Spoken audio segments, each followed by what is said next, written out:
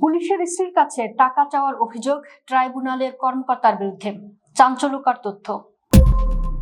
আন্তর্জাতিক অপরাধ ট্রাইব্যুনালের তদন্ত সংস্থার কর্মকর্তা পুলিশ কর্মকর্তার স্ত্রীর কাছে ফোন করে টাকা চেয়েছেন বলে অভিযোগ উঠেছে। এ নিয়ে বৃহস্পতিবার প্রশ্ন করা হয় চিফ প্রসিকিউটরকে। সরাসরি হস্তক্ষেপ করতে না পারলেও সুপারিশ করতে পারবেন বলে জানান প্রসিকিউটর। আন্তর্জাতিক অপরাধ ট্রাইব্যুনালে নিজ কার্যালয়ে বৃহস্পতিবার 30 এপ্রিল ব্রিফ করেন চিফ প্রসিকিউটর। এ সময় সাংবাদিকদের প্রশ্নের জবাবে তিনি একথা বলেন। চিফ প্রসিকিউটর বলেন, তদন্ত সংস্থার কেউ যদি কোনো অপরাধের সঙ্গে সম্পৃক্ত থাকে সেই জায়গায় তিনি সরাসরি হস্তক্ষেপ করতে না পারলেও সুপারিশ করতে পারবেন। যদি ফ্যাক্টস ফাইন্ডিং এর মধ্যে বিষয়টি নিয়ে আসতে হয় নিয়ে আসবেন।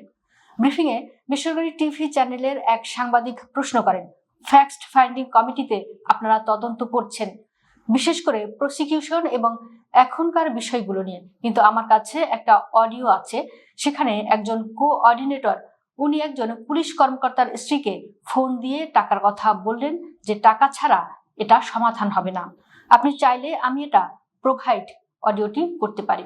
সেক্ষেত্রে তদন্ত কর্মকর্তা যেভাবে আসামি রাখা বাদ দেওয়া, তাদের ক্ষেত্রে তারা যে বিষয়গুলো করেছে সেই পাপে আপনি প্রসিকিউটরকে পুরাইলেন, সেই একই পাপে আপনি তদন্ত কর্মকর্তার কাউকে ধরতে পারছেন না। তাদের তদন্ত আসলে কে করবে? সেই তদন্ত সংস্থার যে অন্যায় সেটা তদন্ত কে করবে? এর জবাবে চিফ প্রসিকিউটর আমিনুল ইসলাম বলেন, আমি চিফ প্রসিকিউটর হিসেবে আমার প্রসিকিউশন টিমের আমি যেমন প্রধান, আমি কিন্তু ইনভেস্টিগেশন এজেন্সিরও মানুষ, আমি কিন্তু ইনভেস্টিগেশনেরও পার্ট। তো আপনি এটা মনে করার কোনো কারণ নেই যে আমার কোনো তদন্তকারী কর্মকর্তা যদি কোনো অপরাধের সঙ্গে সম্পৃক্ত থাকেন সেই জায়গায় আমি সরাসরি হস্তক্ষেপ না করতে পারলেও আমি সুপারিশ করতে পারবো। অতএব আমাদের এই টোটাল যে কর্মযজ্ঞ, তদন্ত, বিচার সবকিছুর মধ্যে সেটা আমি আপনাকে খুব পরিষ্কার করেই বলি। এরপর ওই সাংবাদিক বলেন, আমি সরাসরি নামটাই বলে দিই। তখন চিফ প্রসিকিউটর বলেন, নামটা আমরা এখন নিচ্ছি না আপনার কাছ থেকে, তদন্তের স্বার্থে এটা আপনার কাছে গোপনেই থাকুক, আপনি আমাকে পার্সোনালি দেন। চিফ প্রসিকিউটর বলেন, কেউ যদি এরকম থাকে অবশ্যই আপনাদের কাছ থেকে আমরা গোপনে আমাদের এই তথ্যগুলো আমাদের দেন, আমরা সবকিছু যদি ফ্যাক্ট ফাইন্ডিং এর মধ্যে এগুলো নিয়ে আসতে হয় আমরা নিয়ে আসব।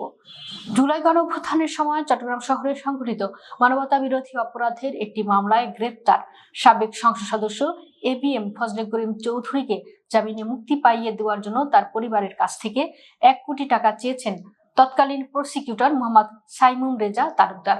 বিষয়টি নিয়ে 10 মার্চ একটি যৌথ অনুসন্ধানী প্রতিবেদন প্রকাশ করে। এছাড়া প্রসিকিউটর গাজী মোনায়ার হোসেন তামিমের কক্ষে একজন আসামির স্ত্রী ভারী ব্যাগ নিয়ে গিয়েছিলেন এবং ওই আসামি রাজসাক্ষী হিসেবে মামলায় খালাস পেয়েছেন বলে অভিযোগ করেছিলেন আরেকজন প্রসিকিউটর। এসব ঘটনা সহ কয়েকজন প্রসিকিউটরের বিরুদ্ধে ওঠা অনিয়ম ও দুর্নীতির অভিযোগ তদন্তে 10 মার্চ ফ্যাক্টস ফাইন্ডিং কমিটি গঠন করে চিফ প্রসিকিউটরের কার্যালয়।